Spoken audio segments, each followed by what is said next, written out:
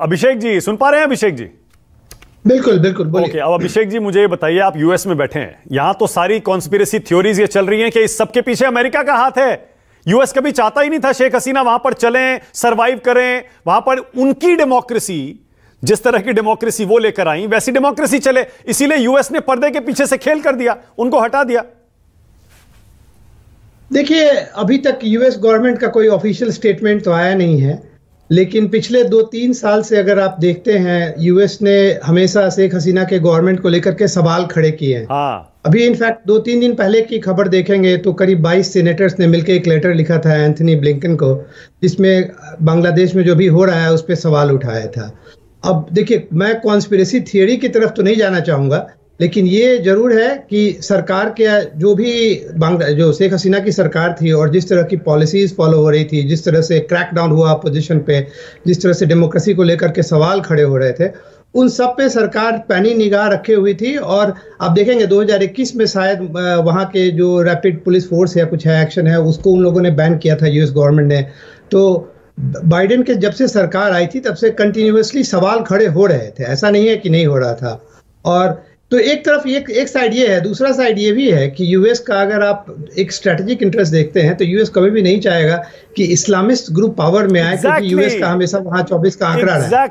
तो मैं इसीलिए पूछ रहा हूं ये सवाल आपसे कि सरकार तो वहां पर शेख हसीना को वहां पर शायद यूएस हटाना चाहता था, लेकिन उसने ये नहीं सोचा शेख हसीना जाएंगी तो वहां पर क्या होगा।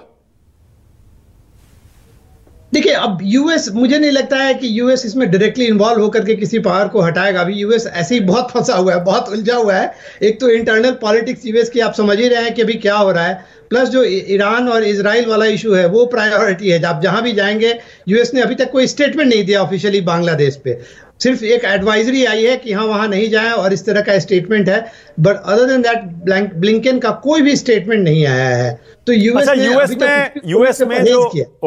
में जो इंटरनेशनल अफेयर्स के एक्सपर्ट्स हैं, जैसे आप, कैसे देखते हैं आप, ये हुआ क्यों है? और क्या इसमें जमाते इस्लामी, आईएसआई, पाकिस्तान कनेक्शन भी है, कुछ चाइना कनेक्शन भी है क्या? क्योंकि इंडिया और चाइना में आपको पता है रीजनल सुपर पावर बनने के लिए एक रेस तो लगी ही है। देखिए, अभी राइट अवे कुछ भी कहना मुझे नहीं लगता है कि उचित होगा। आपको कुछ समय वेट करना पड़ेगा, तब जाके परिस्थितियां क्लियर होंगी, तब जाकर के समीकरण समझ में आएगा।